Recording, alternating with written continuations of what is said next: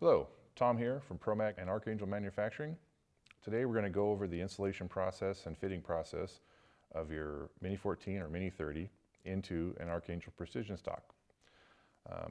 First, I'd like to point out there is a shipping block that comes in your rifle. That is that black block right there is a shrinkage control block. If when you get it, you want to push, you just push it out. You can, some of them are a little tighter than others, but you can push them out. You want to save this. If for any reason you take your rifle, your stock off your rifle and you're going to leave it off for any length of time, say you're going to ship it to a gunsmith or you're going to put it into another type of stock for a different type of competition or whatnot, put this block back in. It keeps the action from shrinking down. The type of polymer here, it's a nylon polymer and they tend to shrink over time, which is good because if your rifle's in there, it shrinks down and acts like glass bedding. So we've removed this and saved it. Now we have, I've already disassembled the rifle, got rid of the factory stuff. The stocks come with a new handguard, has a heat shield and a snap just like the factory original.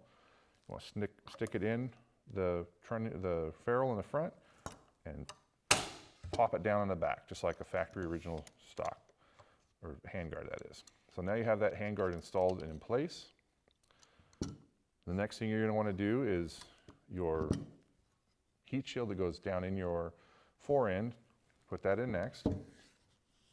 It hooks over the end, turn this around here, hooks over the end of the stock. That little horseshoe hooks over the end of the stock right here, the corresponding horseshoe, and cups that. And many times they're tight. This is a little pretty snug fit. You push on it and it won't go in there. So what you do is you push on it, push your finger down into it, get a polymer mallet and just tap it a little bit. And it'll just drive right down under there. And then when you reach down in the back here, you push down the back so it's completely flat in the stock, and then tap it and seat it a little bit more. Now, once you have it down in there, you check your fit. You're looking down in here to make sure that it's sitting down in here, sitting all the way down the bottom. It moves around a little bit. A really nice little trick to make that even more solid down in there is to go ahead and pull it back. Let me start here. Tap it down in there. Get yourself a pencil or a Sharpie. There are ribs inside the stock. Point that out with a pencil right here, and there's one on the opposite side. So if you take a Sharpie or a pencil and you mark right on each side of that rib, and you do that on both sides of the stock, then you know where that rib is. And now you pop that heat shield back out, and you take a pair of pliers, and you put the pliers right over your marks. So there's going to be, right on the outside here, there's two marks, like so. You're going to grab the heat shield like that, right over the top of those two marks. So, but over where you want to do it. So grab a hold of it, and you're going to grab it down, you know, about the half length of the jaws or a 1/4 inch in, and then grab the top of it and just barely bend it out. And if you look down, if you can see that in the camera, you can see it just kind of flared out just a little bit. And you'll repeat that on the other side. Just a little bit. Now you have the metal pushed apart like that. When it goes back into stock, it'll act as a wedge or a fish hook effect. It'll go down in there and the edge of this heat shield will stick in the plastic and it won't move around in there on you. So stick it back in there.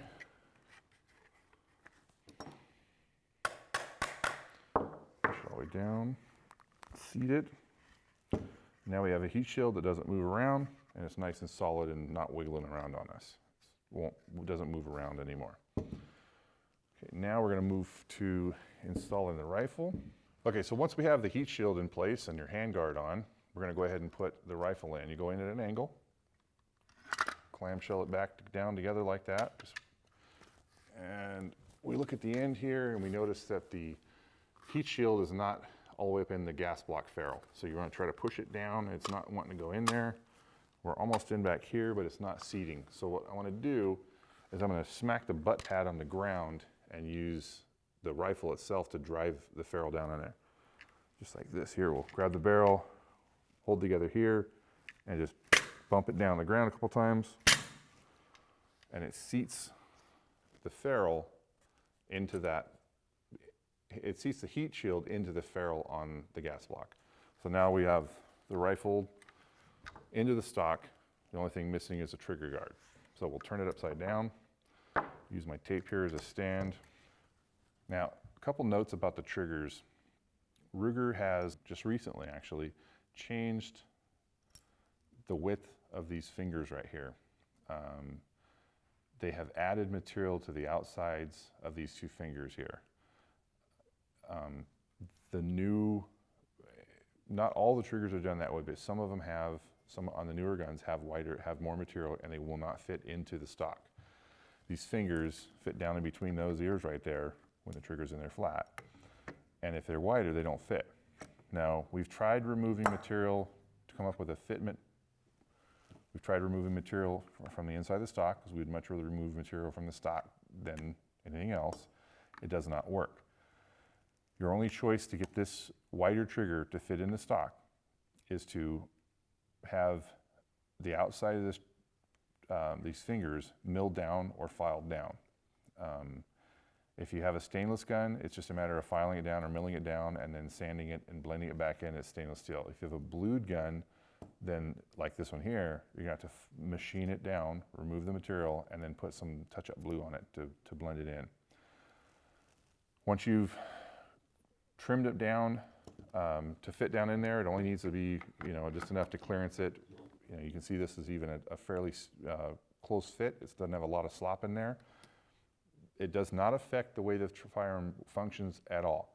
These things could be thinned out, to any thickness, and it will still function the same way.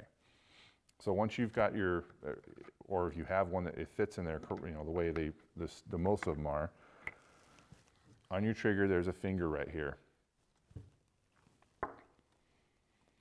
It's part of a tongue and groove, if you will, that is corresponding in the receiver. That's only on the right side of the stock. So when you go to put this together, you're lining this finger up with a groove that's down in the stock. It's easier to see that when you look at it with the receiver off of or out of the stock, I should say. You can see that real easy. But if you look down there, you'll see the groove. You're gonna line that up with it. So you put it in here, line up the groove, your trigger bow is up, and press it down in there. Now, some of these can be a little bit snug back here. If it's really tight and you can't get it to go down there, you can take your shipping block and you can put it up here and take a mallet and tap it in place, and it'll drive it down in there. Once you get your trigger guard down flush or slightly below, down in here like that, you can push it down. If your trigger bow will touch the metal, you're good. It's good. You give it a tap and it's in place. Check for function. Make sure that the heat shield is not binding up with a bolt. It should cycle open and close without binding anything in there. If you've done the little tuning with the pliers where that thing is wedged down the bottom, it should fit perfectly. There should be no binding. If you feel, if it's sticking somewhere in the cycle or you're feeling it get stuck, you're gonna wanna, I would suggest cycle it a few times and then take it apart and look for rub marks and find out what is rubbing on it. If it's properly assembled and you're having a sticking or rubbing mark or an interference, take it apart and look for rub marks. If you think it's rubbing somewhere, you can take a little bit of, take a Sharpie and mark on the rub marks, especially if you have a tan rifle. If you have a black rifle, you can use a silver Sharpie. Mark where it's rubbing, reassemble it and cycle it again. It'll rub those marks of Sharpie off of the stock or partially remove them, and you can confirm that's where it's rubbing. You can relieve that area if necessary. Generally these go together and there's no need for it at all. The heat shield is generally the only thing that creates a problem, and if you've done the flex it out a little bit so it's wedged in the bottom, you won't have any problems. That's the basic installation, basic information on how to fit the AAMINI. It's pretty much the same with all rifles as far as like a Mini 14 being a 223 or a Mini 30 in a 760 by 39. They all fit about the same. They all go together. Pretty much the same. There may be a little bit of tolerances with the trigger. One or another might have a different fit over the years, but they're all pretty close. The Mini 14s are pretty close. If you have any other questions regarding the installation of any of our products, please don't hesitate to call us or look us up online at archangelmanufacturing.com or on Facebook at Archangel Manufacturing.